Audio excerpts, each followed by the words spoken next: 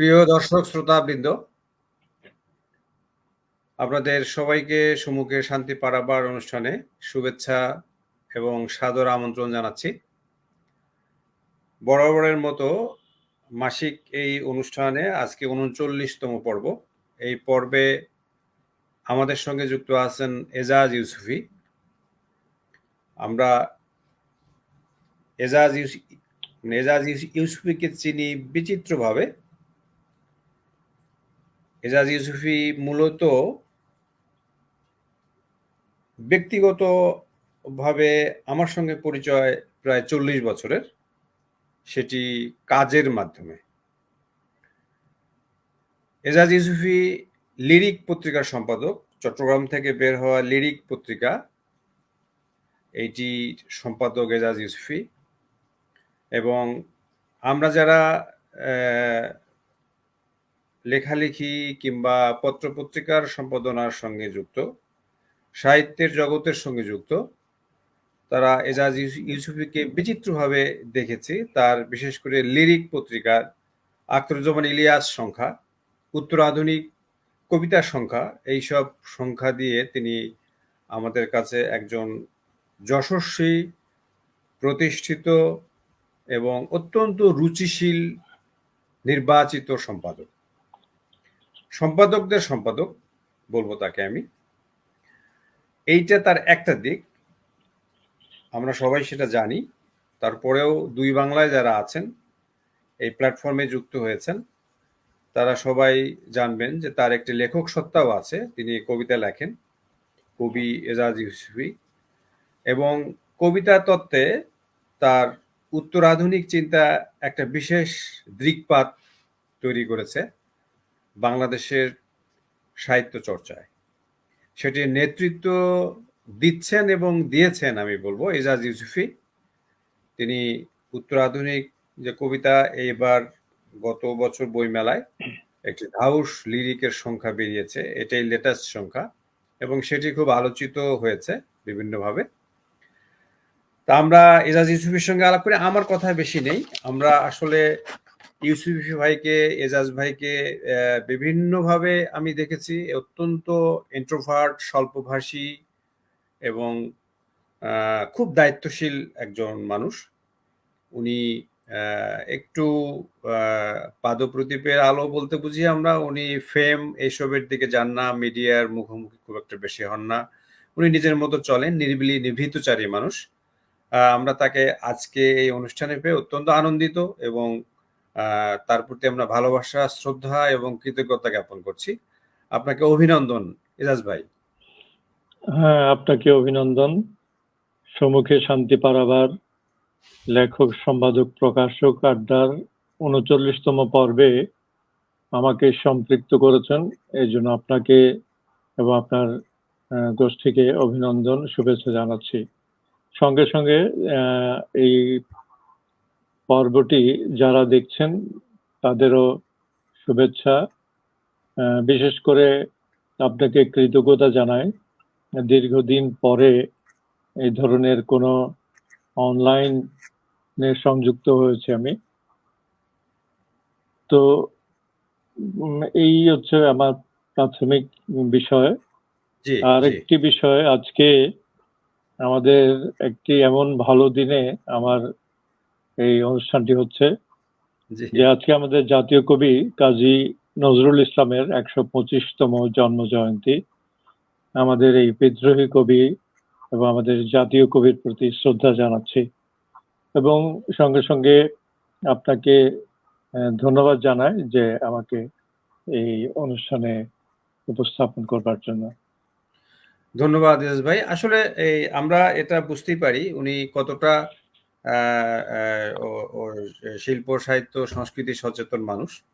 আজকে নজরুল জন্মজয়ন্তী এবং তার যে ১২৫তম জন্মজয়ন্তী, আমরা এই প্ল্যাটফর্মেও তার প্রতি শ্রদ্ধা এবং সম্মান জানাই। নজরুল আমাদের জাতীয় কবি এবং বিদ্রোহী কবিও তো আমরা বলি। আসলে তিনি আমাদের মাঝে অনেকভাবে মিশে আছেন, তার প্রতি আমরা শ্রদ্ধা জ্ঞাপন করি। এজাজ ভাই, যেটি বিষয় সেটি হচ্ছে যে আপনি আপনার সাথে আমাদের যেটি আলাপের একটি মূল বিষয়, সেটি হচ্ছে যে কিছু চৌম্বক ব্যাপারই আমরা কথা বলবো, তার কারণ এরকম প্ল্যাটফর্মে একটু সময় টময়ের ব্যাপার থাকে এবং আপনিও সবকিছু মিলে আসলে যেটি ব্যাপার সেটি হলো একটি আমি একটু জানতে চাই, তার কারণ আসলে আমরা যখন একদম বিশ্ববিদ্যালয় পর্যায়ে পড়াশোনা করছি তখন লিরিক হাতে আসলো এবং লিরিকের যে সংখ্যাটা খুব চমৎকার একটি সংখ্যা। তখন তো ৮০ দশক পার হয়ে ৯০ এর গোড়া, আপনি ৮০তেই শুরু করেছেন লিরিক। হ্যাঁ, এই পত্রিকার ক্ষেত্রে যেটি বিষয় যে সেখানকার বিষয় নির্বাচন এবং এডিটিং আমার কাছে খুব একটা আকর্ষণীয় মনে হয়েছে বিভিন্নভাবে। সেই সময় তো আসলে কম্পিউটার ওভাবে ছিল না, কম্পিউটারের ব্যবহার আমাদের সেভাবে ছিল না, কিন্তু আপনি কিভাবে এটা করলেন এবং আমাদের লিটল ম্যাগের জায়গায় আপনার একটা লিরিক দিয়ে আপনি যে যাত্রাটা শুরু করলেন সেটার যে অভিমুখ, সেটা আমাদের কাছে খুব আনন্দ দিয়েছিল এবং আমরা এই পত্রিকা থেকে এক অর্থে সাহিত্যের রুচি, বিদ্যা, চিন্তা এগুলো আমরা একটু চর্চার পথ আমরা পেয়েছিলাম একটা সময়ে ৯০ এর গোড়ার দিকে। বিশেষ করে ইলিয়াস সংখ্যা যখন হলো, আমরা ইলিয়াসকেও চিনেছিলাম লিরিকের ভেতর দিয়ে। তো আপনি যদি কাইন্ডলি একটু আমাদের সেটি বিষয়ে দর্শকদের জন্য যে এটার যে বিষয় নির্বাচন থেকে আরম্ভ করে এই যে লিরিক যুগই আমি বলবো, আপনাকে দুই বাংলায় লিটল ম্যাগের বিভিন্ন অনুষ্ঠানে ডেকেছে এবং সেখানে আপনি সম্মানিত হয়েছেন বিভিন্নভাবে, বিভিন্ন অনুষ্ঠানে গেছেন এবং লিরিকের যে কাজটা আপনি শুরু করলেন সে সম্পর্কে যদি একটু সংক্ষেপে আমাদের একটু বলবেন। আর সেই সাথে ইলিয়াস সংখ্যা। জি বলুন। লিরিক আসলে আমরা যখন শুরু করি এককভাবেই শুরু করেছিলাম, সেটি 1982 সাল। তখন এক ফর্মার একটি লিরিক করেছিলাম শুধু কবিতার সংখ্যা হিসাবে। এখন নামটি আমার খুব পছন্দ হয় না, লিরিক এই নামটি, কারণ লিরিক মানে গীতি কবিতা বা একটি বিষয়কে উপস্থাপন করে। পরবর্তীতে কিন্তু লিরিক অনেক বিষয়ে কাজ করেছে, অনেক যে সাহিত্য, শিল্পের, সংস্কৃতির অনেকগুলো বিষয়ে আমরা কাজ করেছি। সেজন্য নামটি আমার সেই সময় খুব তাৎক্ষণিকভাবে দেয়া। তো পরবর্তীতে আমরা 1982 সালেই যখন আমাদের দেশে সামরিক শাসন চলছিল এরশাদের সময়, সে সময় একটি খণ্ড ফর্মা বেরিয়েছিল 21শে ফেব্রুয়ারি উপলক্ষে। সেটি ছিল দ্বিতীয় সংখ্যা। সেটিতে একটি লেখা ছিল ডক্টর মহিবুল আজিজ, এখন বর্তমানে চট্টগ্রাম বিশ্ববিদ্যালয়ের অধ্যাপক। তার একটি লেখা ছিল নিপাত নিষিদ্ধ গণতন্ত্র। সেটি আমরা হাতে হাতে বিক্রি করেছিলাম। তারপরে আরেকটি সংখ্যা বের হয়, সেখানে আমি নির্মলেন্দু গুণ, তারপরে চট্টগ্রামের আপনারা চিনতেন যে অত্যন্ত কিংবদন্তি কথা সাহিত্যিক সুচরিত চৌধুরীর একটি ছোট গল্প ছাপিয়েছিলাম। তখন সন্ধানী বেরোতো, সন্ধানীতে আমি সংখ্যাটি পাঠিয়েছিলাম। তখন সন্ধানীর একটি ছোট আলোচনা প্রকাশিত হয়েছিল লিরিকের উপর। সেই আলোচনায় লিখলো যে এটি একটি ছোট কাগজ, এখানে বড় লেখকদের লেখা ছাপা হয়েছে, বিষয়টি সঠিক হয়নি। আমি ভাবলাম যে খুব কষ্ট করে নির্মলেন্দু গুণ, তখন বিখ্যাত কবি, জনপ্রিয় কবি, তার একটি লেখা প্রকাশ করেছি, কোথায় ধন্যবাদ পাবো না উল্টো। তখন আমি ভাবতে শুরু করলাম আসলে কাজটা কি, পড়াশোনা শুরু করলাম ছোট কাগজ কি, কিভাবে করা হয়, ছোট কাগজের ভাবনা কি, সেই বিষয়গুলো নিয়ে লিরিক পরবর্তীতে কাজ করেছে। পরবর্তীতে আমরা একটি সংঘবদ্ধ শক্তি হিসেবে কাজ করেছি এবং আমরা সবসময় ভাবতাম যে লিটল ম্যাগাজিন হচ্ছে গোষ্ঠী পত্রিকা। আমরা যে বাজারি পত্রিকা, বাজারি যে লেখক আছে তাদের বাদ দিয়ে আমরা যারা নতুন, ওই সময়ে তরুণ প্রজন্মের যারা মেধাবী লেখক ছিল, তাদের আমরা সংঘবদ্ধ করেছিলাম আমাদের সবুজ আড্ডার মধ্য দিয়ে। তো সেখানে অনেকের নাম করা যায়, সোহেল রাব্বি, আহমেদ রায়হান, মহিবুল আজিজ, হাফিজ রশিদ খান, পরবর্তীতে জিল্লুর রহমান, সাজিদুল হক, রিজওয়ান মাহমুদ, পুলক পাল, এরকম অনেকেই সম্পৃক্ত হয়েছিল। এরই একটি পর্যায়ে আমরা একদিন একটি হঠাৎ করেই আখতারুজ্জামান ইলিয়াসের চিলেকোঠার সেপায়, আমি খুবই উপন্যাসের পাঠক ছিলাম না, চিলেকোঠার সেপাইটি আমার হাতে এসে যায়। হ্যাঁ, গৌগ্রাসে সেটি আমি 2-1 দিনেই পড়ে শেষ করি এবং এতটাই সেটি আমাকে বিমোহিত করে এবং এক ধরনের ইলুশন তৈরি করে আমার মধ্যে যে এই এত শক্তিমান একজন লেখক বাংলাদেশে, তাকে নিয়ে খুব একটা কাজ হয় না, তার খুব বেশি লেখা জনপ্রিয় পত্রিকাগুলোতে ছাপা হয় না। তখন আমি তার অনুসন্ধানে লেগে গেলাম।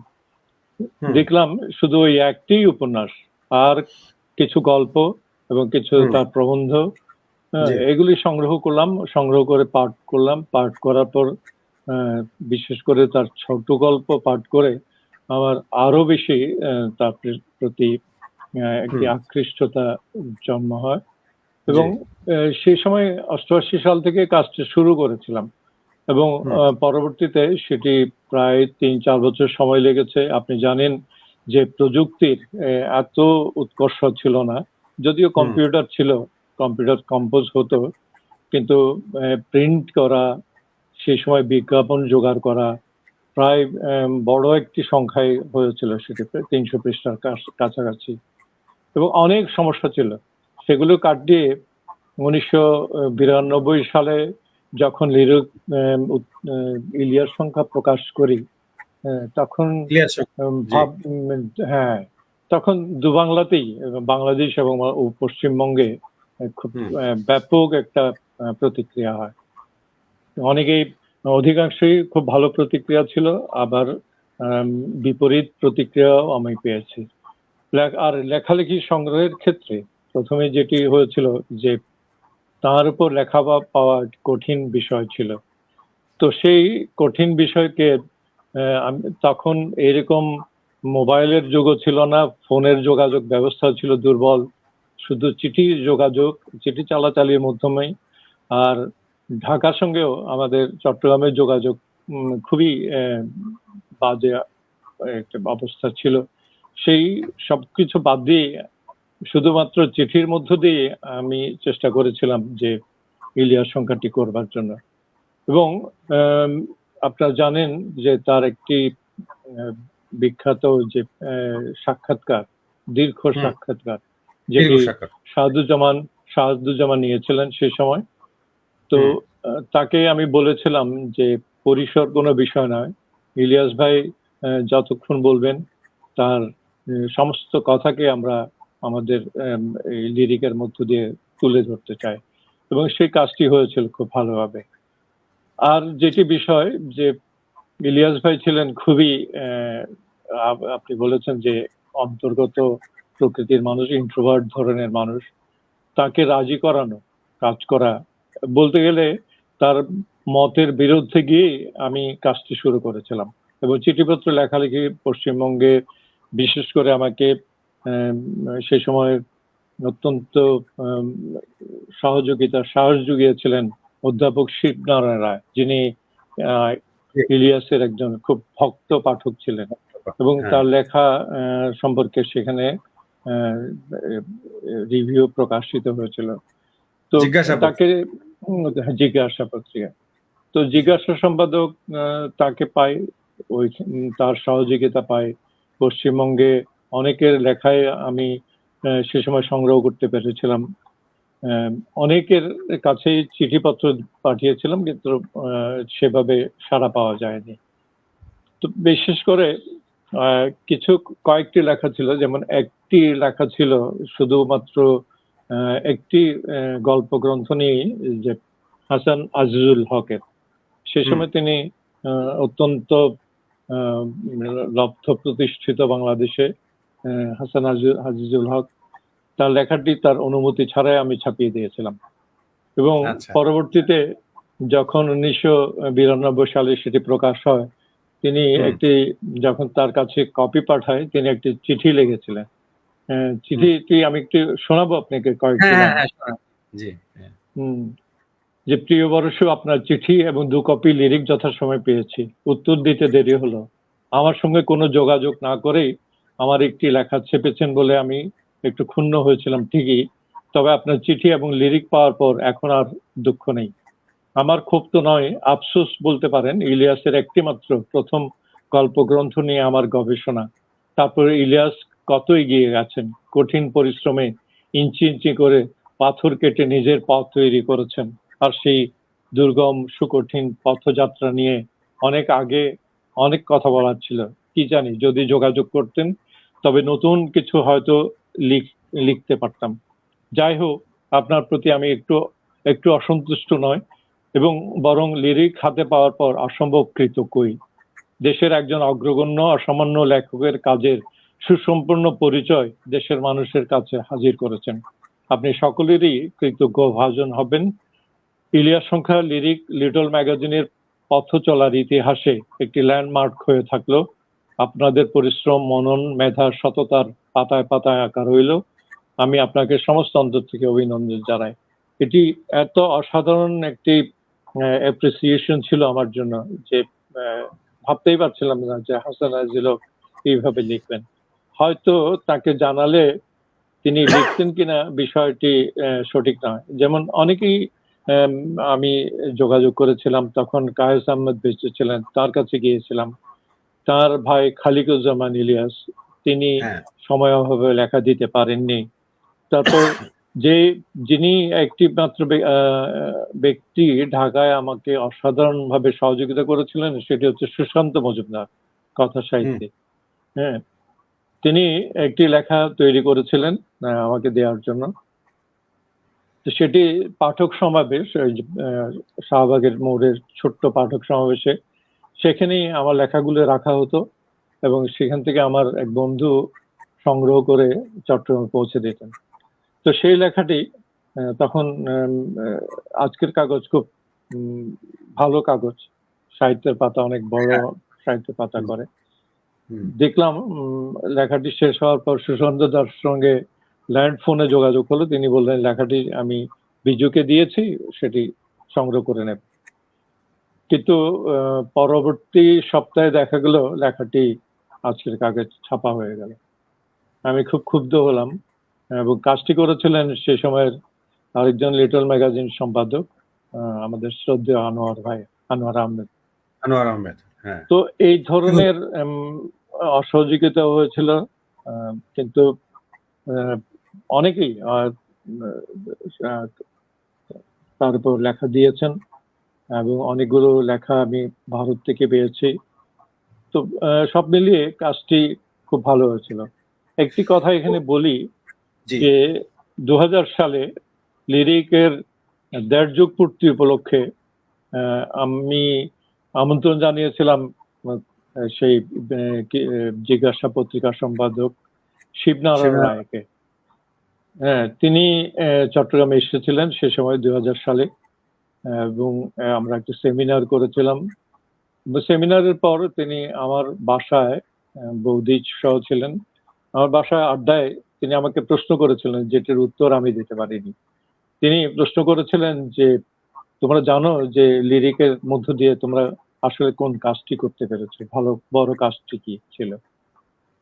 আমরা আসলে বুঝতে পারছিলাম না কি কাজ। তো তিনি বলেছিলেন যে তোমরা যে কাজটি করেছো লিরিকের মধ্যে দিয়ে, যে তার দ্বিতীয় উপন্যাস খোয়াবনামা, আপনারা জানেন যে খোয়াবনামার বড় একটি অংশ লিরিকে প্রথম ছাপা হয়।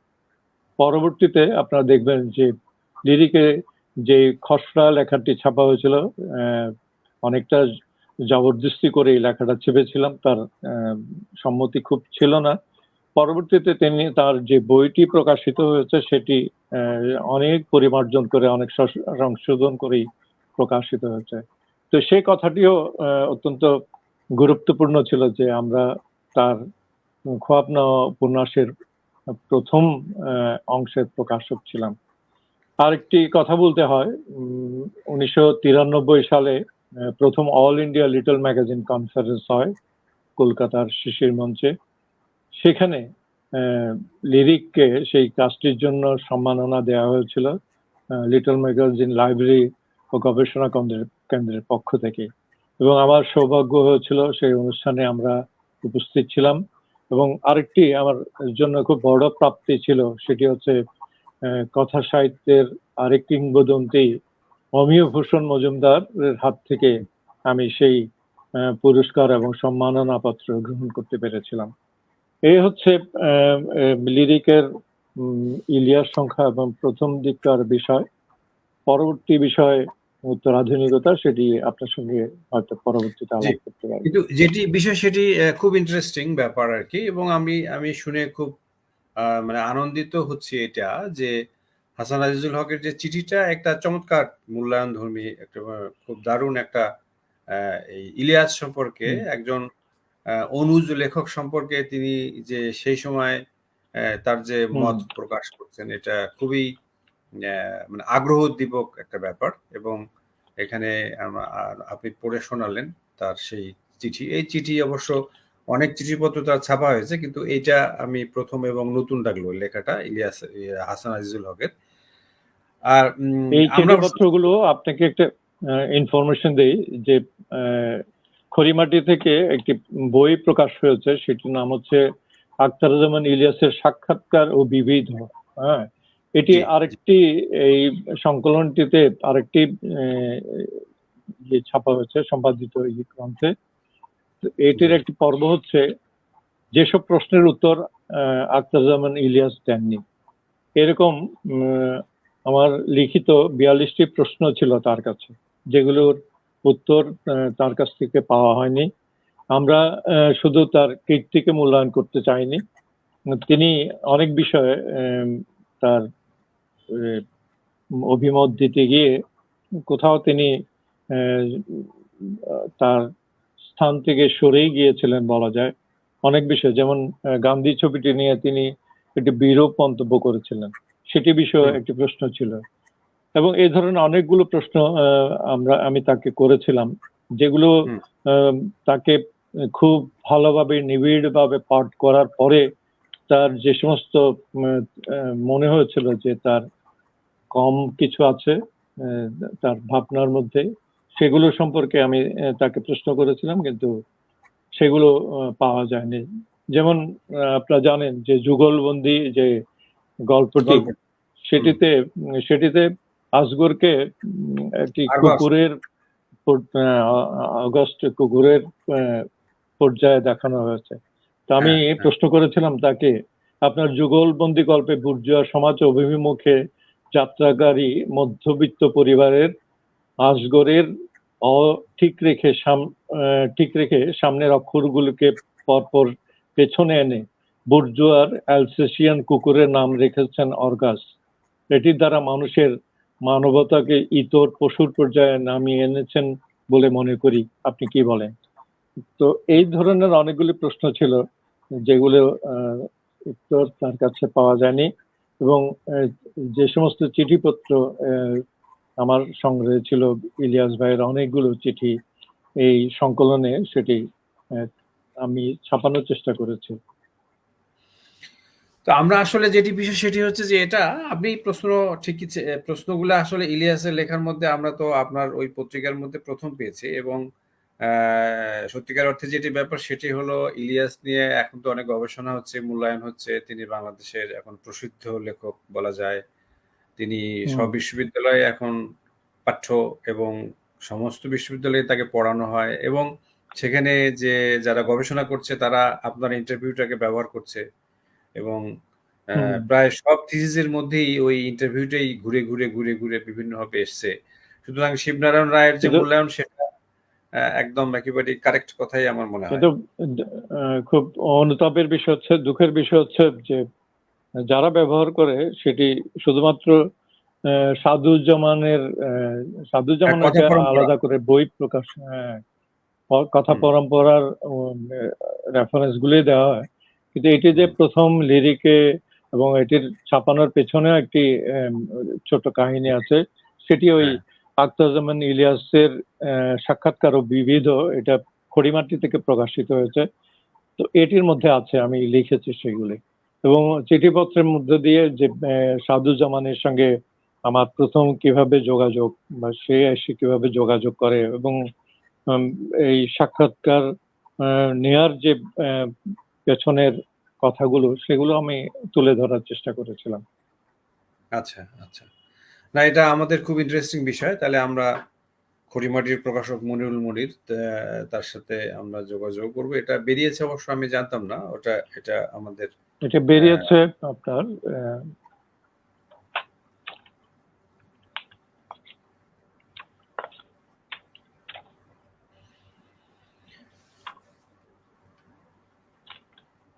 এটা বেরিয়েছে 2018 সালে আচ্ছা, প্রকাশিত তাহলে হয়েছে। বেশি দিন আগে না। আচ্ছা ঠিক আছে। আমরা যেটি বিষয় সেটি হচ্ছে যে মানে এজাজ ভাই যেটি ব্যাপার সেটি হচ্ছে যে আপনার এই কাজটা তো একটা দুরূহ কাজ ছিল এবং এই কাজটা আপনি করেছেন। এর সাথে আমি যেটা একটু আপনাকে জিজ্ঞেস করতে চাই সেটি হচ্ছে যে এই কাগজ করা এবং উত্তরাধুনিক সংখ্যা করা এগুলো তো একটা ধৈর্য, সেই সাথে সাথে একটা সাহসেরও ব্যাপার। তার কারণ আমাদের উত্তরাধুনিক চর্চাও খুব সীমিত এবং উত্তরাধুনিকতা নিয়ে নানা রকম তর্ক বিতর্ক কুতর্ক সবই আছে। তো সুতরাং এগুলো নিয়ে আপনি যে কাজ করেছেন এবং লিরিক এইরকম একটা দায়িত্ব নিয়েছে এবং ফ্রিকোয়েন্টলি উত্তরাধুনিক কবিতার সংখ্যা 1-2 বেরিয়েছে। তারপরে আপনি শেষে লেটেস্ট সেটা অনেক বড় রাউস একটা সংখ্যা বেরিয়েছে। আমি সেদিকে তো যাবই, কিন্তু তার আগে একটু প্রিলিমিনারি দিক একটু যেটি আপনার সাথে আমার যেটা একটু জানার আগ্রহ সেটি হচ্ছে যে ইলিয়াস ভাইয়ের সঙ্গে আপনার তো সরাসরি দেখা হয়েছিল। প্রথমে যখন ইলিয়াসের সঙ্গে আমাদের দেখা হয় ঢাকা কলেজে, আমার বয়সও খুব বেশি নয় তখন, আপনি বুঝতেই পারছেন যে 92 মানে আমার প্রায় অর্ধেকের বয়স, আমার 22-23-24 এরকম। তো উনি আমি আমার সহকর্মী সোহেল রাব্বি এবং জিল্লুর রহমান, আমরা তিনজন গিয়েছিলাম ঢাকা কলেজে তার সঙ্গে দেখা করার জন্য। তো সেই সময় তিনি ক্লাসরুমে ছিলেন, ক্লাসরুম থেকে বেরিয়ে বললেন, তোমরা কি ক্লাস করতে এসছো, তোমাদের ক্লাস কবে? আমি বললাম, না ইলিয়াস ভাই, আমরা চট্টগ্রাম থেকে এসেছি। কি কারণ? তো উনি নিয়ে তার টিচার্স রুমে বসালেন। তো সেই প্রথম দেখা আব্দুল্লাহ সাইদ স্যারকে, তিনিও বসেছিলেন। তো জিজ্ঞেস করলেন, তোমরা কি করবে আসলে? আমরা বললাম, আমরা কিছু কাজ করেছি আপনার উপর, কিছু লেখাপত্র জোগাড় হয়েছে, ওই পশ্চিমবঙ্গ বাংলাদেশের কিছু লেখাপত্র জোগাড় করেছি, আপনার একটি সাক্ষাৎকার, যে সাক্ষাৎকারটি তিনি দেয়া হয়নি আসলে। তো বললেন যে আমি কি খাই, কি পড়ি, কি করি, এইসবই তো জিজ্ঞেস করবে।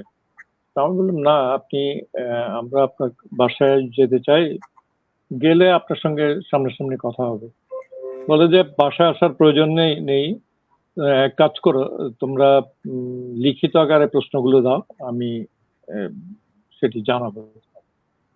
পরে ওই যে প্রশ্নের উত্তরগুলো দেয়া হয়নি, সেই 42টি প্রশ্নটাকে দিয়েছিলাম লিখিত আকারে। তিনি তখন লেখক শিবিরের অফিসে যেতেন সন্ধ্যার সময়, সেখানে গিয়ে দিয়েছিলাম। তিনি নামিননি একজন পিয়নকে দিয়েই সেটি দিয়ে এসেছিলাম।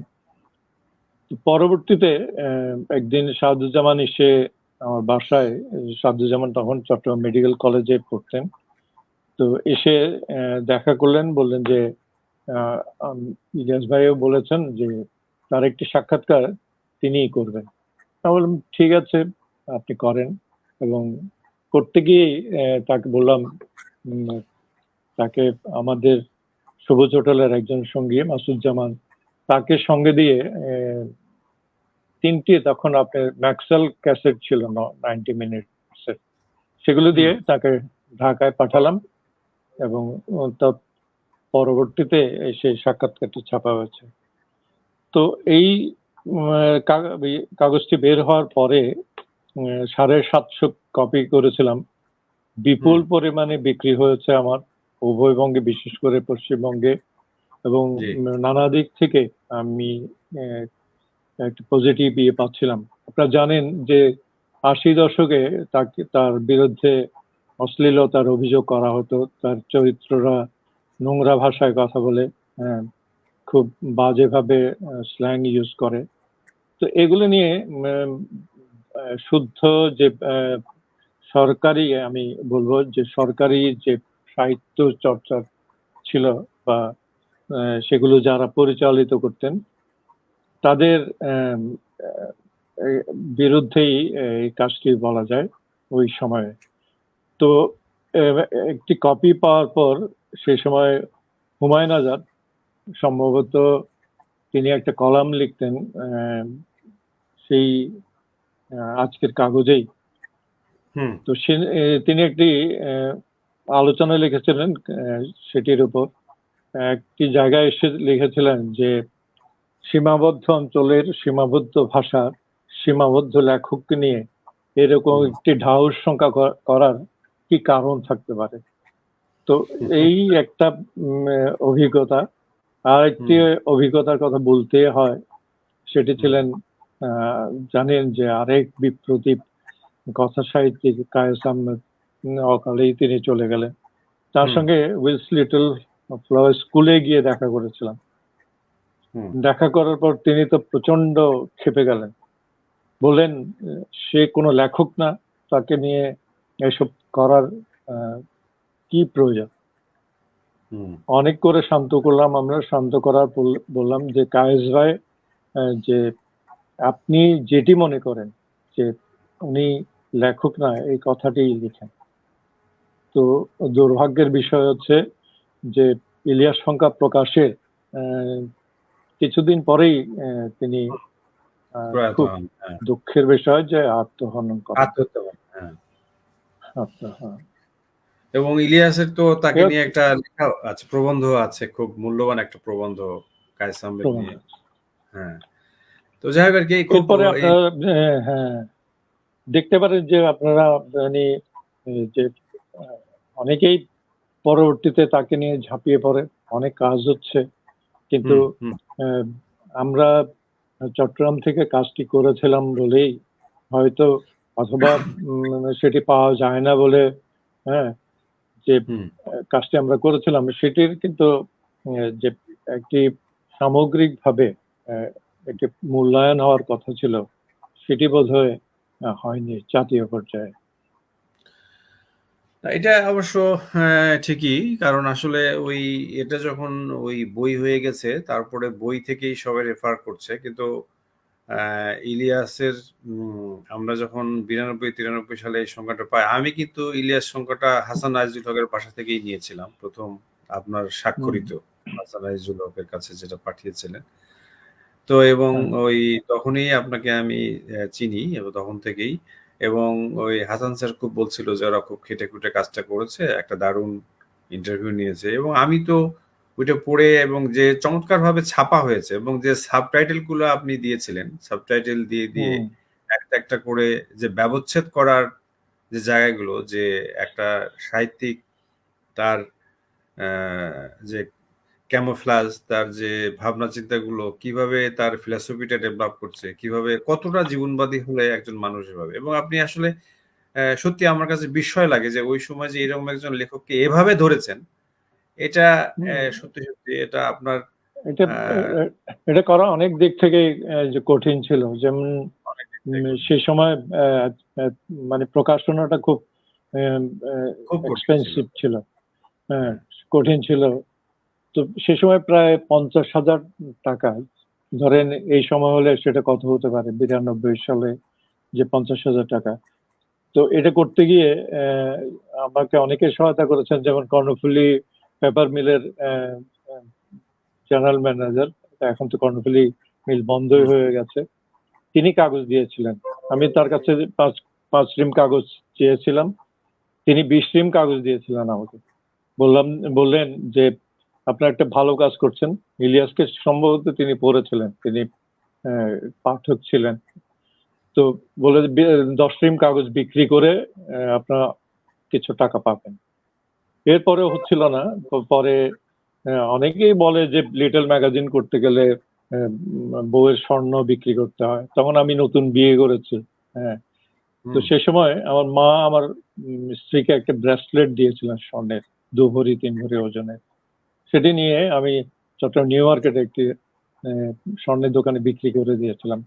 তো এই গ্রন্থটি যেটি প্রকাশ করেছি, এই গ্রন্থটি আমার স্ত্রীকে উৎসর্গ করেছি, কারণ এখানে লিখেছি যে এই সংখ্যাটি করবার জন্য যেহেতু তার সেই ব্রেসলেটটি আমি বিক্রি করে দিয়েছিলাম, সেজন্য এই উৎসর্গ পত্রে লিখেছি, সোনার ব্রেসলেট ফেরত দেইনি, সোনার ব্রেসলেট ফেরত দেইনি, পুষে রেখেছ কি মনে ক্রোধ, জ্ঞান গ্রন্থই তুলে দিলাম, কিছু যদি তার হয় শোধ। আফরোজা ইউসুফীকে। তো এইভাবেই কাজগুলো করতে হয়েছিল সে সময়।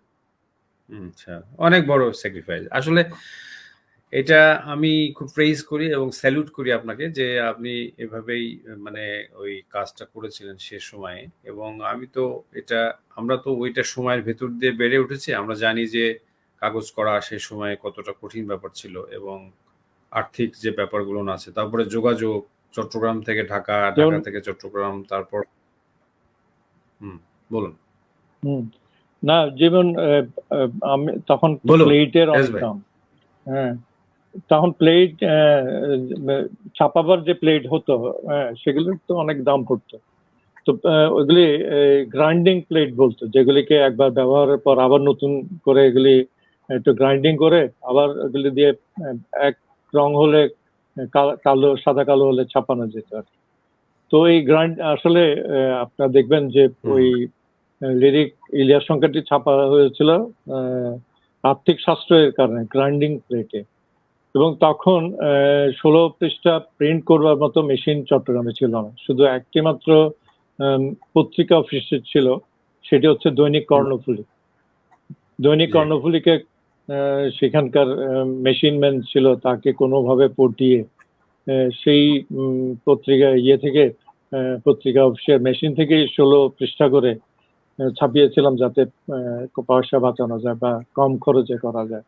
তারপর অনেক টাকা বিষয় ছিল, অনেকে সাহায্য করেছেন, অনেকে বিমুখ করেছেন, সেটি বড় বিষয় নয়।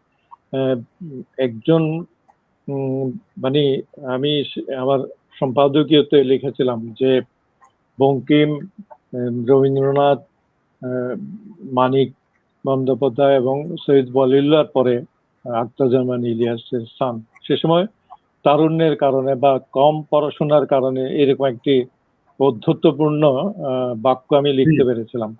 পরবর্তীতে অনেকে বলেছিলেন এটার জন্য তো তুমি প্রচন্ড আক্রমণের শিকার হবে, কিন্তু দেখলাম যে আক্রমণ তো করেনি, বরং সবার খুব পেয়েছে, অভিনন্দন পেয়েছে। তো সেটি ইলিয়াস ভাই পরবর্তীতে আর অনেকগুলো কাজ করবার চেষ্টা করেছেন। এই খোয়াবনামা উপন্যাসটিতে প্রকাশ হয়েছে, তার সঙ্গে কয়েকবার আমার সাক্ষাৎ হয়েছে, যদিও যে এর কারণে ঢাকা এবং চট্টগ্রাম দূরত্বের কারণে তার সঙ্গে খুব সহজভাবে যোগাযোগ বা আসা যাওয়ার সমস্যার কারণে খুব যোগাযোগ হয়নি। একবার উনি ইলিয়াস সংখ্যা প্রকাশের পর চট্টগ্রাম গিয়েছিলেন, তো সেটি ছিল খুব ভোরে ভোরে, তিনি রাতের ট্রেনে চট্টগ্রাম গিয়েছিলেন। আমি খুব ঘুমের মধ্যেই ছিলাম, খুব ভোরে, তখন তো ল্যান্ড ফোনে ফোন করলেন উনি কোথাও থেকে, তো আমাকে ডেকে দিলেন।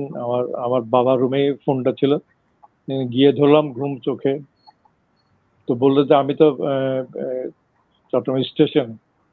এখন আমার মাথার মধ্যে কাজ করছিল না আসলে তাকে কি করবো। হ্যাঁ, ভাবি সহ এসছেন, সুরাইয়া, ইলিয়াস সহ। আমি স্টেশনে গেলাম, রিসিভ করলাম, তো বললাম যে আপনি আসলে কোন কাজে এসছেন চট্টগ্রামে।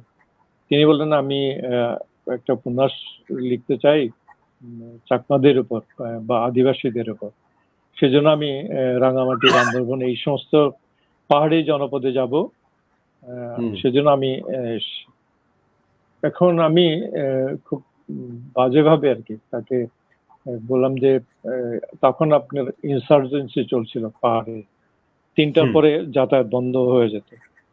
এখন আমি হয়তো বাসায় নিয়ে আসতে পারতাম, তাদের নিয়ে এসে তারা একটু ফ্রেশ হতে পারতেন, ফ্রেশ হয়ে হয়তো গাড়িতে তুলে দিতে পারতাম, অথবা পরের দিনও তো যেতে পারতেন, কিন্তু আমার মাথায় সে সমস্ত কিছু কাজ করেনি। আমি তাকে সরাসরি ওখান থেকে বললাম যে আপনারা চলেন, যে এখন না গেলে আপনি 3টার মধ্যে ওখানে পৌঁছাতে পারবেন না, 3টার পরে আর কোনো গাড়ি যায় না।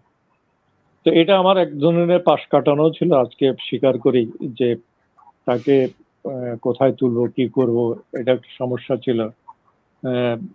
তো আমি নিয়ে গিয়েছিলাম তাকে, এবং নিয়ে গিয়ে সেখানে উনি টয়লেট সারলেন, সেরে বিশেষ করে ভাবির তো খুবই কষ্ট হচ্ছিল, তো বাসে তুলে দিয়েছিলাম। এটা খুব পরবর্তীতে এখন ভাবি যে কত বড় একটি অন্যায় কাজ করেছিলাম তার সঙ্গে। তিনি ঢাকায় গিয়ে একটা চিঠি লিখেছিলেন যে আমার পাহাড়ি বন্ধুরা আমাকে খুব আদর করেছেন, কয়েকদিন ছিলেন তিনি সেখানে, অনেক তথ্যপত্র সংগ্রহ করেছিলেন। আদিবাসী সেই এলাকায় যে মুক্তিযুদ্ধের প্রেক্ষাপটে একটি উপন্যাস লিখবার তার ইয়ে ছিল, প্রয়াস ছিল, এবং সেই বিষয়ে তিনি সেখানে গিয়েছিলেন। কিন্তু আমি তাকে সহযোগিতা করতে পারিনি। এখন খুব বিষয়টা আমাকে খুব দুঃখ দেয়, বিষয়টা এরকমই। আচ্ছা, আমরা আসলে ইজাজ ভাইয়ের অত্যন্ত অনেক মূল্যবান কথা আমরা শুনছি, এবং আমাদের গুরুত্বপূর্ণ কথা সাহিত্যিক আখতারুজ্জামান ইলিয়াস, এবং তার ভেতরের কিছু কথা আমরা শুনছি। এটা আসলে আমাদের বর্তমান প্রজন্ম যারা পড়াশোনা করছে, যারা বেড়ে উঠছে, তাদের জন্য এই কথাগুলো খুব মূল্যবান এবং গুরুত্বপূর্ণ, এবং কিভাবে তিনি স্যাক্রিফাইস করেছেন, কাজ করেছেন, এবং একটা লেখকের দায়িত্ব, দায়বোধ, এগুলোর ব্যাপার, কিভাবে তিনি ফিল্ড ওয়ার্ক করতেন, কিভাবে তিনি তথ্যপত্র সংগ্রহ করতেন, এবং সেটার জন্য কতটা স্যাক্রিফাইস ছিল, এবং এজাজ ভাইয়েরও যেটি লিরিক করতে গিয়ে এবং ইলিয়াস সংখ্যা করতে গিয়ে তার যে স্যাক্রিফাইস, এটা আসলে আমরা আসলে নতুন প্রজন্ম এগুলো হয়তো এতদূর পর্যন্ত নিশ্চয়ই ভাবতে পারি না যে এইভাবেও কাজ করা যায়। এবং ওইটা একটা লিটল ম্যাক করার একটা বয়সও বোধহয় থাকে, যে ওই বয়সে আসলে যে দুরন্ত সাহস, দুরন্ত সাহস, এবং যেটি বিষয় সেটি হচ্ছে যে এত বড় একজন লেখক, কে কি মনে করছে না মনে করছে, কিছু চাওয়া আদায় করা, হ্যাঁ, মানে না জানলে না বুঝলে অনেক কিছু করা। হ্যাঁ, এটা আর কি। Thank you very much. আর একটি এখন আমরা আরেকটি অন্য, আমাদের সময়টা একটু ইয়ে হচ্ছে, সেক্ষেত্রে যেটি বিষয় সেটি হচ্ছে যে উত্তর আধুনিকতার বিষয়ে ইয়েস ভাই, যেটি বিষয় যে আপনার একটা ইন্টারেস্টিং এরিয়া হচ্ছে আরেকটা, যে উত্তর আধুনিক জায়গাটা আপনারা, আপনি কি একটু উত্তর আধুনিকতার একটু কনসেপ্টটা যদি আমাদের একটু সহজ করে বলেন, এবং উত্তর আধুনিকতার সাথে আপনার যোগাযোগ, পত্রিকা, লিরিকের 1, 2 একাধিক সংখ্যা হয়েছে উত্তর আধুনিকতার বিষয়ে। 5টি সংখ্যা। হ্যাঁ, এই যে 5টি সংখ্যা হয়েছে, এবং সেটা কবিতা কেন্দ্রিক, তাই না? হ্যাঁ, কবিতা কেন্দ্রিক। এবং বলুন। জি। যখন আমি লিরিক করছিলাম, তার পাশাপাশি আরেকটি কাজও আমি আমার ভাবনার মধ্যে ছিল, বা ভাবনায় কাজ করছিলাম, বা সেটি নিয়ে কাজ করছিলাম, সেটি হচ্ছে উত্তর আধুনিকতা। পশ্চিমবঙ্গে আপনারা জানেন যে অঞ্জন সেন, উদয় নারায়ণ সিংহ, তারপরে সিং, তপোধীর ভট্টাচার্য, বীরেন্দ্র চক্রবর্তী, অমিতাভ গুপ্ত, এরা কিন্তু উত্তর আধুনিকতা নিয়ে 80 দশকের প্রথম ভাগ থেকেই কাজ করছিলেন। বিষয়টার সঙ্গে আমার যোগাযোগ ছিল তখন থেকেই, তাদের সঙ্গে, বিশেষ করে অঞ্জন সেনের সঙ্গে আমার খুবই চিঠি চালাচালি হতো, খুবই ফ্রিকুয়েন্টলি। তো তাদের যে বিষয়গুলো আমাকে খুব নাড়া দিয়েছিল সে সময়, যে উত্তর আধুনিকতা বিষয়টি নিয়ে আমি কাজ করতে শুরু করি, এবং তাদের যে লেখাপত্রগুলো, বিশেষ করে অমিতাভ গুপ্ত একটি প্রবন্ধের বই সে সময় প্রকাশ করেছিলেন, সেটি হচ্ছে সরমা পরমা। এই বইটির মধ্য দিয়ে আমরা দেখতে পেলাম যে সম্পূর্ণ আমরা যে আধুনিক কবিতার মধ্য দিয়ে বাস করছিলাম, বা আমি নিজে যেভাবে লিখবার চেষ্টা করছিলাম, আসলে সেটি আমাদের জন্য সঠিক পথ নয়। কেন নয় সেটি অনেকভাবে বলা যায়। তার আগে যদি আমরা একটু বিবেচনা করি যে কিভাবে আমাদের কবিতার যে ছোট্ট করে যদি আমি একটু ইতিহাসটা তুলে ধরতে চাই, যে আমাদের 1000 বছরের আমরা ইতিহাস বলি কবিতার, সেটি চর্যার থেকে শুরু হলে, চর্যাপদ থেকে শুরু হলেও সেভাবে যে কিভাবে সেটি এসে আধুনিক পর্যায়ে উন্নতি হলো এবং তার পরবর্তীতে 80 দশকের পরবর্তীতে এসে 90 দশকে যে আমরা একটি নতুন কনসেপ্টের কথা বলছি কবিতায়, নতুন একটি প্রত্যয়ের কথা বলছি, নতুন একটি দর্শনের কথা বলছি, সেটির এত ছোট্ট একটা পরিসরে বা একটা সেশনে এগুলি বলা সম্ভব নয়। আপনি নিজেই কবি এবং নিজে অধ্যাপক, বুঝেন যে বিষয়টি সহজ বিষয় নয় যে এভাবে আমি ঠিক বলে ফেললাম সেটি সবাই বুঝে গেল। না বোঝার কারণে আমি 5টি সংখ্যা করেছি। প্রথম সংখ্যাটি বের হয়েছিল 1993 সালে। এরপরে 2005 সাল পর্যন্ত আরো 4টি সংখ্যা প্রকাশ করেছে। এর মধ্যে প্রথম সংখ্যাটি প্রকাশের পর 1 বছর খুবই নিশ্চুপ ছিল সবকিছু। পরবর্তীতে ঢাকায় ব্যাপকভাবে লেখালেখি শুরু হয় এবং সেটি নিয়ে নানা ধরনের, বিশেষ করে এটি মার্ক্সবাদের বিরুদ্ধে যায়, এটি ধর্মীয় উত্থানের কথা বলে, এটি আমাদের দীর্ঘ ঐতিহ্য, আমরা ঐতিহ্যের যে কথা বলছি সেই ঐতিহ্যের মধ্য দিয়ে অনেক জঞ্জালও আমাদের কবিতায় এসে যেতে পারে এবং আধুনিকতার বাইরে গিয়ে যে একটি ভাবনা সেটি কোনোভাবেই নিতে পারছিলেন না আমাদের যে প্রথিত বা লব্ধ প্রতিষ্ঠিত বুদ্ধিজীবীরা। তাই আমি এখানে একটু আপনাকে বলতে চাই যে আমাদের কবিতার যদি আমরা ছোট্ট করে একটি পথ পরিক্রমা দেখি, যেমন চর্যাটা শুরু হয়েছিল অষ্টাদশ শতাব্দীর মধ্যে। আপনারা জানেন যে বৌদ্ধ সিদ্ধাচার্যগণ ধর্মের এবং সামাজিক গূঢ় বিষয়গুলোকে রূপকের আশ্রয়ে গানের মধ্য দিয়ে সেগুলো প্রকাশ করেছিলেন এবং আপনি ভিতরে গিয়ে দেখবেন যে সেই গানের মধ্যে, সে কথার মধ্যে ক্ষমতাবানদের সে সময় বা নাগরিকদের, উচ্চ শ্রেণীর নাগরিকদের বিরুদ্ধে যে ডম্বি শ্রেণী, তাদের একটি সংগ্রামের কথা কিন্তু সেই চর্যায় আমরা দেখতে পাই।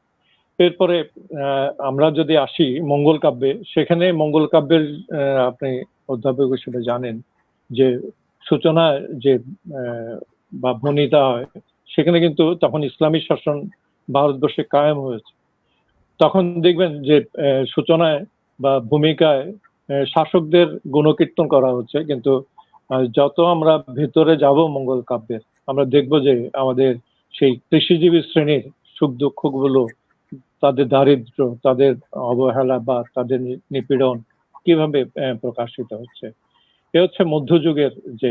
এরপর আমরা ভক্তিমূলক কবিতার পদাবলী পাই নানা ধরনের। এরপরে আরেকটি বাংলা সাহিত্যে কবিতার ক্ষেত্রে আরেকটি পর্যায়ে ছিল, এটি হচ্ছে 1788 থেকে 810 খ্রিস্টাব্দের মধ্যে আরাকানে যে বাংলা সাহিত্যের চর্চা হয়েছিল, সেখানে কিন্তু মহাকবি আলাওল সেই পদ্মাবতী অনুবাদ করে একটা বড় কাজ করেছিলেন এবং সঙ্গে সঙ্গে মিয়া মোহাম্মদ জায়সির যে পাদু মহম্মদ কবিতার অবলম্বনে পদ্মাবতী রচিত হয়েছিল।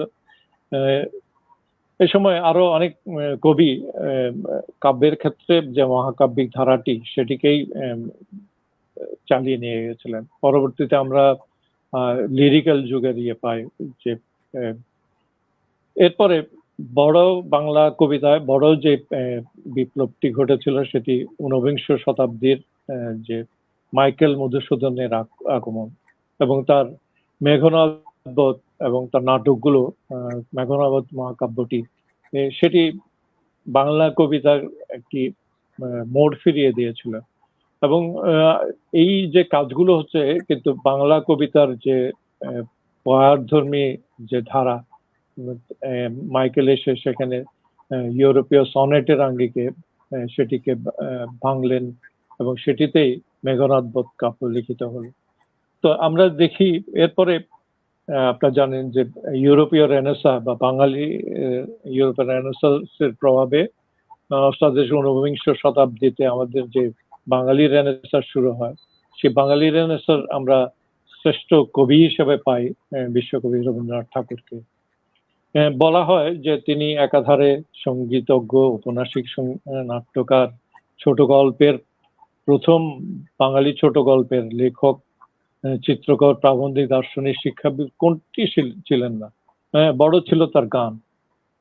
সেই গান, এবং বলা হয় যে ইউরোপীয় রেনেসাঁসের সমস্ত ধারাগুলো এসে ঠাকুর বাড়িতে প্রবেশ করেছিল। সেটির উত্তরাধিকার তিনি বহন করতেন, এবং তিনি জানতেন যে সে সময় ইউরোপে যে আধুনিক কাব্যের যে প্রচলন, আধুনিক সাহিত্যের যে দর্শনের প্রচলন হয়েছে, তিনি কিন্তু জানতেন। এরপরে একটি বন্ধ সময়ও যায়। এরপরে আমরা আজকে যার জন্মদিন, সেই নজরুলের আবির্ভাব ঘটে। আমরা দেখি যে নজরুল যে রবীন্দ্রনাথের স্নিগ্ধ শান্ত ধারার বিপরীতে একটি উদ্দামী ধারা এবং একটি বিপ্লবী ধারা এবং স্বদেশী ধারার কবিতা, যেটি আমাদের সাম্রাজ্যবাদী ব্রিটিশ সাম্রাজ্যবাদের বা উপনিবেশবাদের বিরুদ্ধে তিনি রুখে দাঁড়িয়েছিলেন, এবং কবিতার জন্য তিনি তাকে কারাগারে যেতে হয়েছিল, অনশন করতে হয়েছিল জেল জীবনে। এই যে বড় একটি ধাক্কা বাংলা কাব্য সাহিত্যকে একটি অন্য মাত্রা এনে দিয়েছিল, একটি বিপ্লবী মাত্রা এনে দিয়েছিল। কিন্তু আমরা যদি দেখি যে এরপরে যে 30 যে আধুনিকতার সূত্রপাত হলো, সেটি কিন্তু আর সেই আমাদের হাজার বছরের যে কবিতার যে ধারা সেখানে থাকলো না।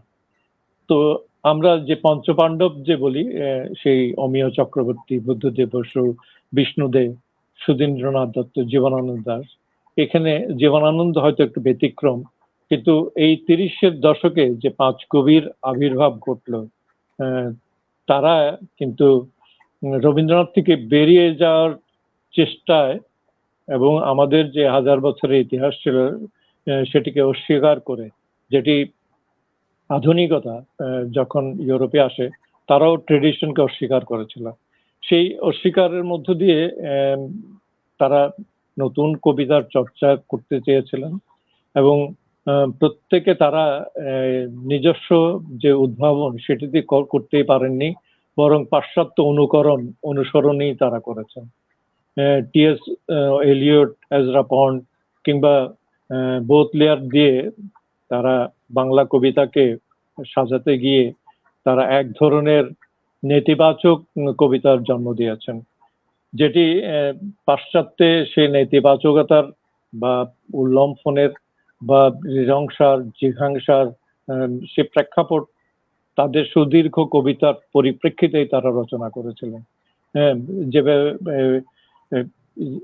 বোদলেয়ারের কবিতার মধ্য দিয়ে যে সেখানে আমরা দেখি যে কবিতা মৃত্যু যন্ত্রণার মতো এবং কবিতা অসুস্থ, সেই যে পঙ্কের মধ্যে যে পদ্ম ফোটার বিষয়, সেগুলো আমাদের এখানে আমদানি করা হয় অনুকরণ প্রবৃত্তির মধ্য দিয়ে। কিন্তু এবং যে দর্শনের কারণে এবং দার্শনিক এবং কবিতার বিবর্তনের কারণে ইউরোপীয় রেনেসাঁ এসেছিল, সেই রেনেসাঁর প্রভাবেই যে এবং আধুনিকতার জন্ম হয়েছিল, সেই জন্ম সম্পর্কে সামান্য দুটি কথা না বললে হবে না। কারণ আমরা আধুনিকতাকে যদি বুঝতে যাই বা বুঝতে চেষ্টা করি, আমাদেরকে কিন্তু আধুনিকতার সূত্রপাত হয়েছিল শিল্প বিপ্লবের সঙ্গে সম্পর্কিত হয়ে। তো আমরা জানি যে আজকে আমরা চতুর্থ শিল্প বিপ্লবের যুগে প্রবেশ করেছি 2012 কি 13 সালে। তো প্রথম শিল্প বিপ্লবটি আপনারা জানেন যে এটি শুরু হয়েছিল 1784 সালে, যখন মানুষ বাষ্পীয় ইঞ্জিন ব্যবহার করতে শুরু করে বা তার উদ্ভাবন করে। এরপরে 1870 সালে বিদ্যুতের আবিষ্কার মানব জীবনে বিশাল এক পরিবর্তন এনে দেয়, এবং সেটি একটা বৈপ্লবিক যুগের সূচনা করেছিল পৃথিবীতে। এবং পরবর্তীতে যে আমরা দেখি দ্বিতীয় শিল্প বিপ্লব গেল, তৃতীয় শিল্প বিপ্লবটি হচ্ছে 1969 সালে, যখন মানুষ ইন্টারনেট আবিষ্কার করলো এবং যেখান থেকে ডিজিটাল ট্রান্সফরমেশনের যুগ শুরু হয়ে গেল।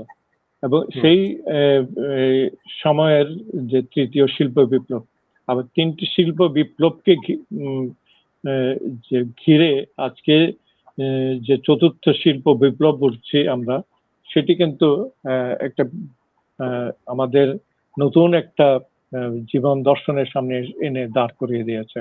আজকে আমরা চতুর্থ শিল্প বিপ্লব বললে যে বিষয়গুলো আমরা দেখতে পাই, যে আমাদের intelligence, robotics, 3D printer, micro প্রযুক্তির বিশাল উদ্ভাবনী যে বিষয়গুলো আমরা দেখতে পাই, এইগুলো চতুর্থ শিল্প বিপ্লবের মধ্য দিয়ে আমরা আজকে পৃথিবীতে যাচ্ছি। আজকে আমরা যে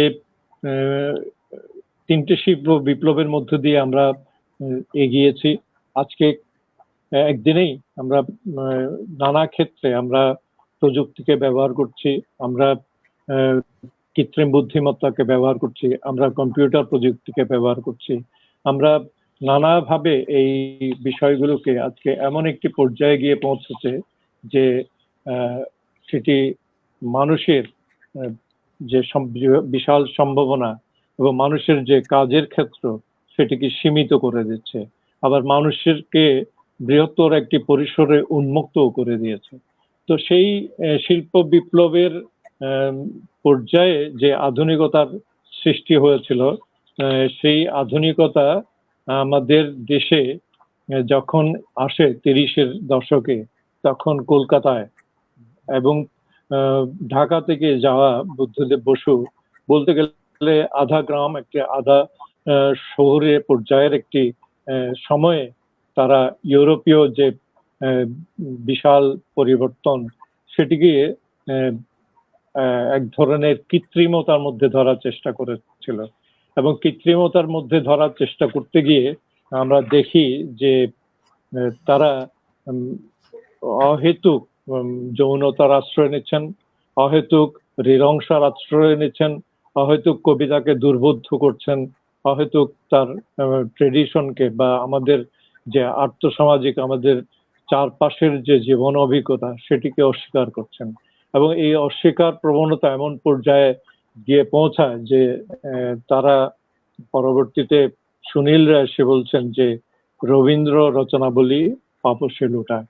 এরকম একটি কালে তখন এই আধুনিকতার সম্পর্কে আবু সাইদ আইয়ুব বলছেন যে কালের দিক থেকে এটি মহাযুদ্ধ পরবর্তী এবং ভাবের দিক থেকে রবীন্দ্র প্রভাব মুক্ত, অন্তত মুক্তি প্রয়াসী কাব্যকে আমরা আধুনিক কাব্য বলে গণ্য করছি।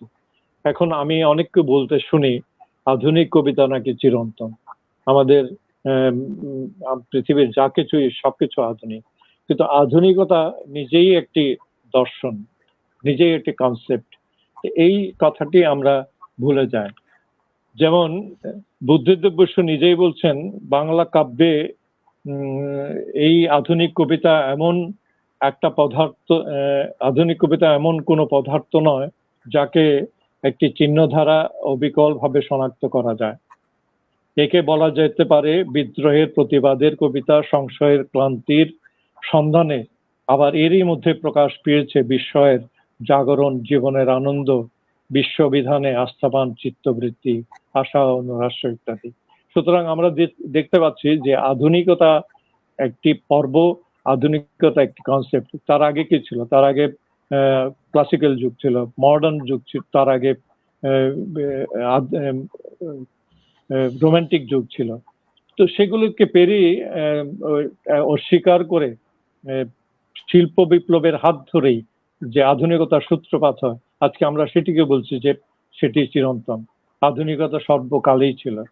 তো আধুনিকতা একটি দর্শন এবং একটি সেটি শিল্প বিপ্লবের সঙ্গে আধুনিকতার সূত্রপাত এবং মানুষের এটি একটি বিপ্লবী চরিত্র ছিল ইউরোপ আমেরিকায়। সেটি কিভাবে যে তারা ধর্মকে অস্বীকার করছে, ধর্মকে রাষ্ট্র থেকে বিযুক্ত করছে, তারা ব্যক্তি স্বাধীনতার কথা বলছে, তারা মানুষের যে গণতান্ত্রিক ব্যবস্থার কথা বলছে। এই যে মানুষের বহুমাত্রিক জীবন, যেটি রোমান্টিক যুগে বা অন্যান্য যুগে বিভিন্ন কুসংস্কার থেকে তারা বেরিয়ে এসে একটি যুক্তির কথা বলছেন, আমরা সেটিকে এসে অনেকদিন পরে আমরা সেটিকে অনুকরণ করছি।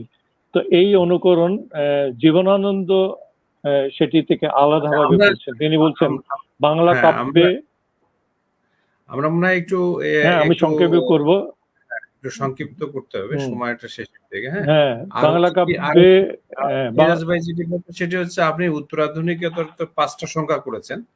তো সেই 5টা সংখ্যায় উত্তরাধুনিক কনসেপ্ট এবং কি কি এলিমেন্টস এবং আমাদের যে বর্তমান সময়ে যারা কবিতা লিখছে, আপনি সহ যারা এই যে প্রথম, দ্বিতীয়, তৃতীয় দশকের যে কবিতায় উত্তরাধুনিক চিন্তাগুলো আসছে, তো সেই জিনিসগুলোর একটু থিওরিটিক্যাল কোনো কথা যদি আপনি একটু আমাদের শোনাতেন।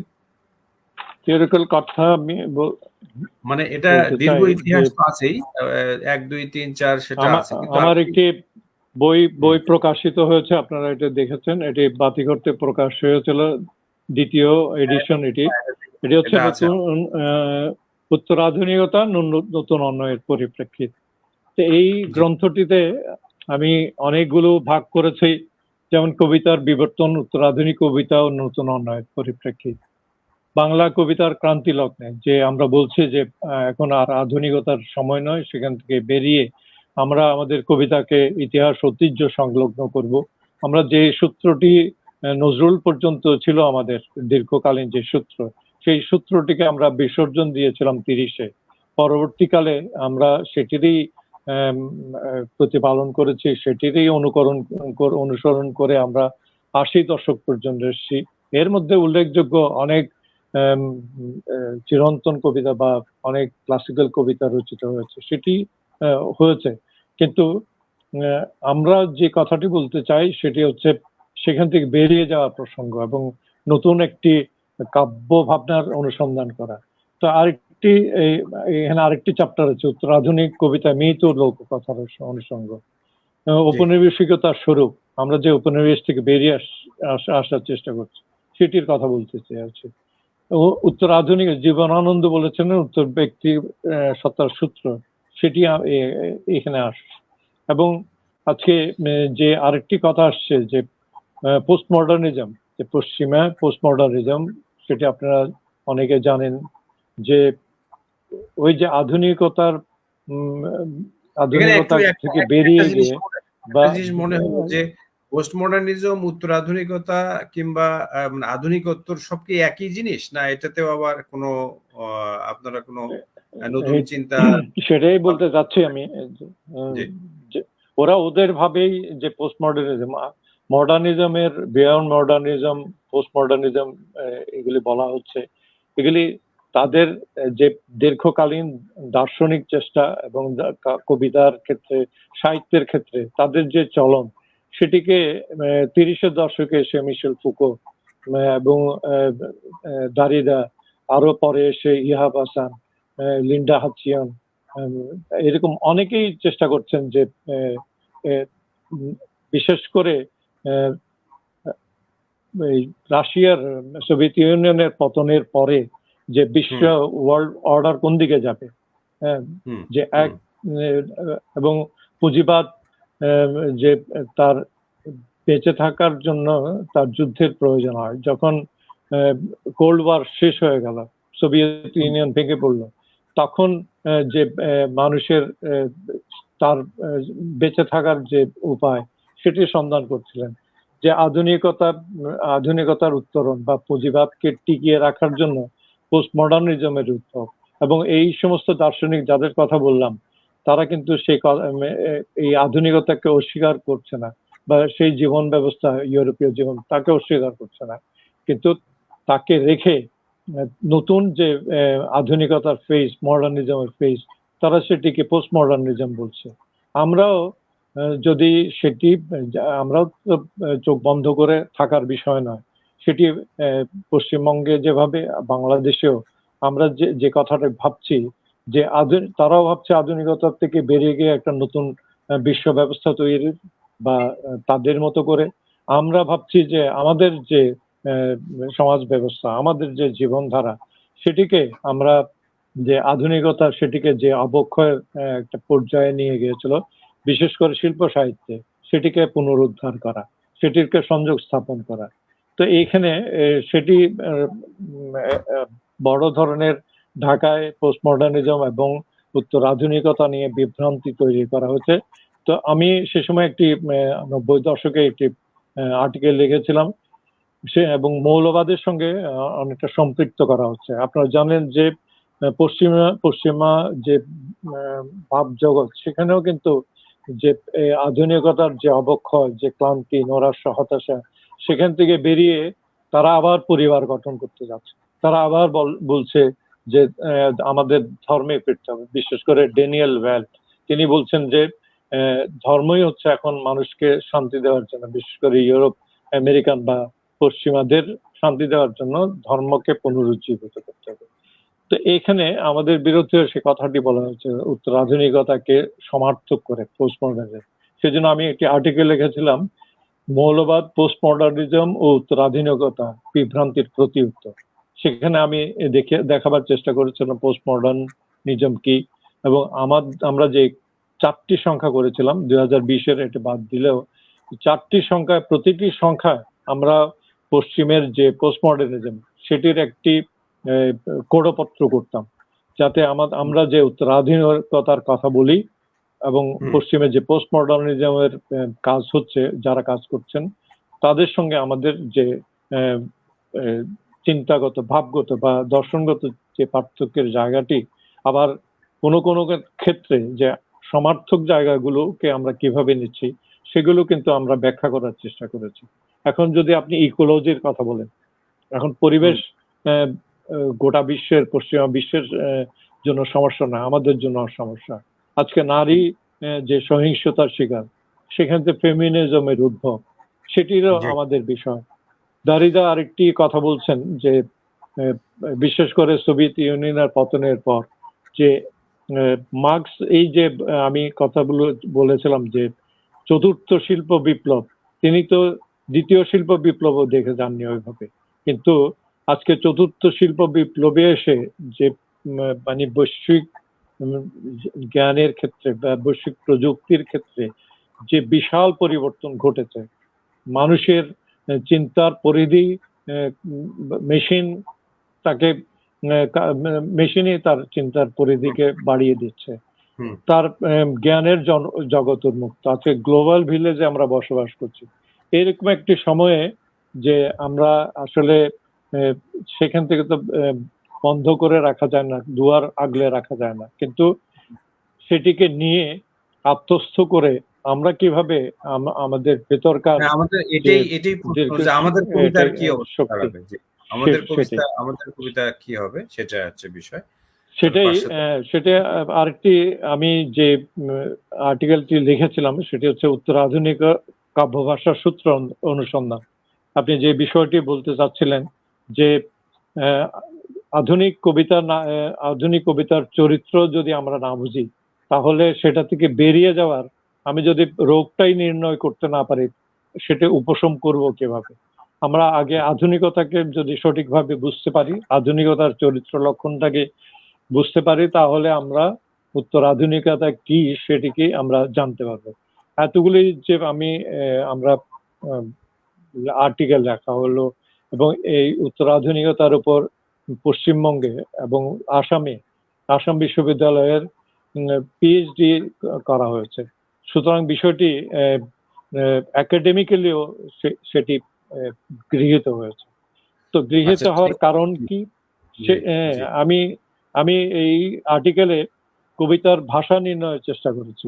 এটা ইয়াহাব হাসান পোস্ট মডার্নিজম পরিপ্রেক্ষিতে আধুনিক, মডার্ন এবং পোস্ট মডার্নের মধ্যে বিভেদের জন্য একটি সরণি তৈরি করেছেন। আমরা বাংলা ভাষায় অঞ্জন সেন একটি সরণি তৈরি করেছেন আমার পরে, আমি একটি সরণি তৈরি করেছিলাম আধুনিক ভাষা। সেটি যদি একটি আমি বলি বোধহয় আমাদের বিষয়টি সময় বোঝাতে একটু সহজ হবে। সংক্ষিপ্ত। এজাজ ভাই একটু সময় কম আর কি, 2-1 মিনিটের মধ্যে আমরা শেষ করব। একটু কাইন্ডলি ছোট হ্যাঁ, করে যে বলুন। জি, জি। ছোট করে আমি অনেকগুলি বিষয় আছে, যেমন কবিতার ভাষা, আধুনিক কবিতার ভাষা, উত্তর আধুনিক কবিতার ভাষা, এভাবে দেখিয়ে বলতে পারলে ভালো হতো। যেমন আধুনিক কবিতার ভাষা নিরর্থক বলছি, আর আমাদের উত্তর আধুনিক কবিতার ভাষা হবে ইতিবাচক। আধুনিক কবিতার ভাষা এক রৈখিক, আমরা বলছি বহুমাত্রিক। আধুনিক কবিতার ভাষা কেন্দ্রাতিক, সেন্ট্রালাইজড, আমরা বলছি ডিসেন্ট্রালাইজড, প্রান্তিকতার কথা বলছি আজকে, প্রান্তিকতার বিষয়। যুক্তিবাদী, সেখানে আমরা বলছি বিবেকবাদী। আধিবিদ্যিক, আমরা বলছি বৌদ্ধিক। আধুনিকতায় বলা হচ্ছে পুঁজিবাদ, সাম্রাজ্যবাদ, বহুজাতি, আমরা বলছি সাম্যবাদ, কল্যাণকামী। বৈষম্যময়, শ্রেণী সাম্য, উচ্চ সংস্কৃতি, দলিত সংস্কৃতি, ধর্মহীন, অবিশ্বাস, আমরা বলছি ধর্ম, লোকধর্ম, আস্থা, পরনির্ভর, হীনন্মন্য, আমরা বলছি স্বনির্ভর, সহৃদয়, ব্যক্তিমুখীন, আমরা বলছি সমষ্টি কেন্দ্রিক, উদ্ভট, আসক্তি, আমরা বলছি আর কৌম আর্কিটাইপ, নিরাসক্তি। সেরকম পুনরাবৃত্তি, স্বতঃস্ফূর্ত, জটিল ভাষ্য, কৌম ভাষ্য, উপনিবেশিক, উত্তর উপনিবেশিক, যৌনতা, মানবিক, কাম, উদ্দেশ্য, ইঙ্গিত, উন্মূল, এরকম অনেকগুলো। আমি এই স্মরণে যারা বইটি পড়বেন তারা বুঝতে পারবেন এখানে আমি কবিতার বিশ্লেষণ করার চেষ্টা করেছি, যে কিভাবে এটি আমাদের কবিতায় বিবেচ্য হতে পারে। আর যে বিষয়টি আপনি আরেকটি কথা, যে আমি 2005-এর পর আমি নানা কাজে ব্যস্ত ছিলাম, এবং লিরিক উত্তর আধুনিক কবিতার সংখ্যা আর পঞ্চমটি বেরোয় 2020 সাল। সেটি 1045 পৃষ্ঠার, 1052 পৃষ্ঠার সেই লিরিক। সেখানে আমার একটি প্রবন্ধই আছে 256 পৃষ্ঠার। সেটিতে আমি যে কথাগুলো বলার চেষ্টা করেছি মূল প্রবন্ধে, কবিতার ইতিকথা উত্তর আধুনিকতা ফুরিয়ে যায়, সেটি প্রকাশিত হবে। এবং এই বইয়ে এই লিরিক উত্তর আধুনিকতা পঞ্চম সংখ্যায় লেখাটি আছে। যারা যদি জানতে চান তারা পড়তে পারবে। তো এই হচ্ছে বিষয়। এবং এই সংখ্যাটি করবার আবার আমার প্রেরণাটি এসেছিল 2018 সালে সম্ভবত, দক্ষিণ দিনাজপুরে একটি সম্মেলন হয়েছিল উত্তর আধুনিক। সেখানে আমি বলে এসেছিলাম যে উত্তর আধুনিকতা ফুরিয়ে যায়নি, সেটি আরো অগ্রসর হচ্ছে। এবং আমরা যে কাজটি করতে যাচ্ছি আজকে, যে আধুনিকতা যে একটি আবেষ্টন তৈরি করেছিল, একটা বদ্ধ কাঠামো তৈরি করেছিল কবিতার জন্য, যে একটি সাজানো গোছানো এবং একেবারে কিছু নির্দিষ্ট শব্দ দিয়ে কাব্য তৈরি করা, এবং ওই যে বানানো ফেনানো যে এক ধরনের যৌনতা, নিরংসা, হতাশা, এগুলি আমাদের মধ্যে, আমাদের সমাজ কিন্তু এখনো পারিবারিক সমাজ, এখনো আমাদের মানবিক সমাজে আমরা বসবাস করি। তো সুতরাং আমাদের দেখা যে আমাদের চারপাশের যে জগৎ, আমাদের যে পারিবারিক যে পরিবেশ, সেখানে কিন্তু এখনো একটা শান্তিপূর্ণ আমরা ইয়ে করি। আমার বাবা অত্যন্ত ধার্মিক মানুষ ছিলেন, তিনি মৌলবাদী ছিলেন না। আমার মা নামাজ পড়তেন না, তিনি পরেশগার ছিলেন। এই বিষয়ে যে রিচুয়াল গুলো বা আত্মিক যে সুফিবাদী একটি ঘটনা ভারতবর্ষে, যেটি মানুষকে সাম্যের কথা বলে, মানুষকে সমতার কথা বলে, মানুষকে সরল মানুষ হওয়ার কথা বলে, যেটি আমরা লালনের মধ্যে পাই।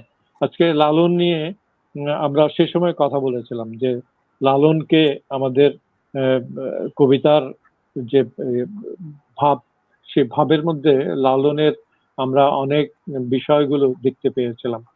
যেমন তিনি বলছেন যে ঠিক আছে, তাহলে আমাদের উত্তর আধুনিক চিন্তার চর্চা এবং উত্তর আধুনিক ধারণাগুলো সম্পর্কে আমরা আপনার কাছে অনেক ডিটেইল শুনতে পারলাম, এবং বাংলা কবিতার ইতিহাস এবং আমাদের কবিতার অবস্থান, পাশ্চাত্য কবিতার সাথে বাংলা কবিতার সম্পর্ক, পাশ্চাত্য কবিতায় কি কি চলেছে এবং এখন আমরা কত দূর এসেছি। এবং আপনি প্রচুর খেটেছেন উত্তর আধুনিকতা নিয়ে, এবং আপনার একটা চিন্তার জগৎ তৈরি হয়েছে এবং আরো আপনি কাজ করবেন আশা করছি।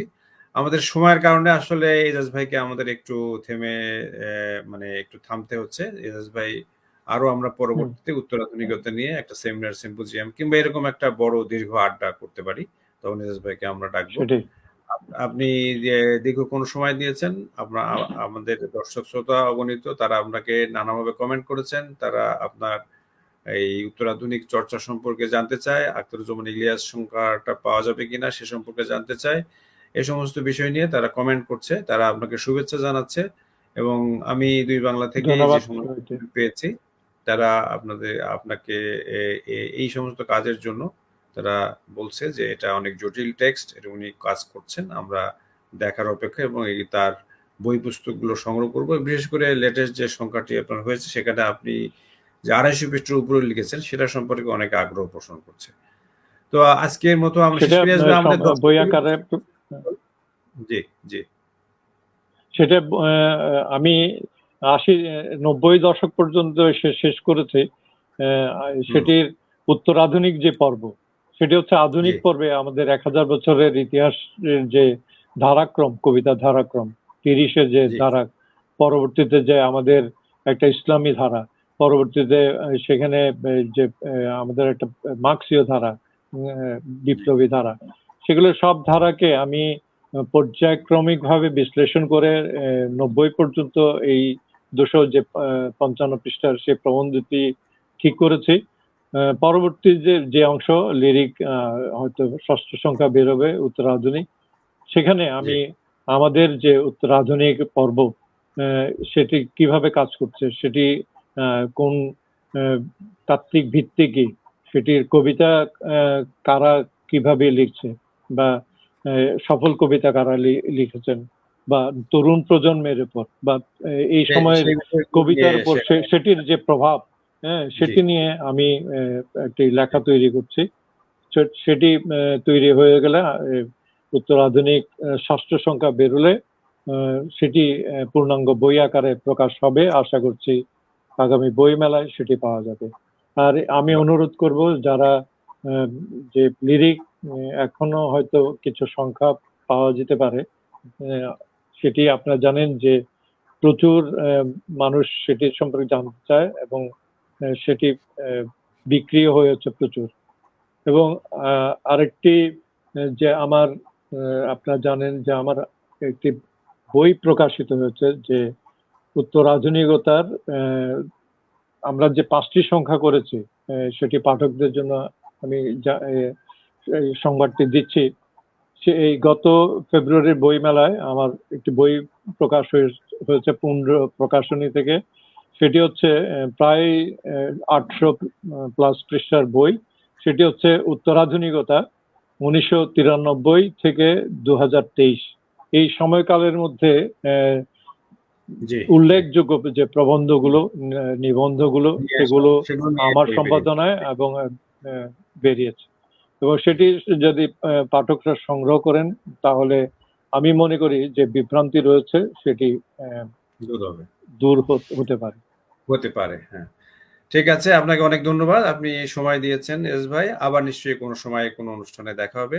আমাদের দর্শক শ্রোতাদের আমি শুভেচ্ছা স্বাগত জানাচ্ছি এবং আমাদের এজাজ ভাইয়ের যে কাজকর্ম সে কাজকর্ম সম্পর্কে আপনারা খোঁজ খবর রাখবেন। এজাজ ভাইয়ের লেখক জীবন আরো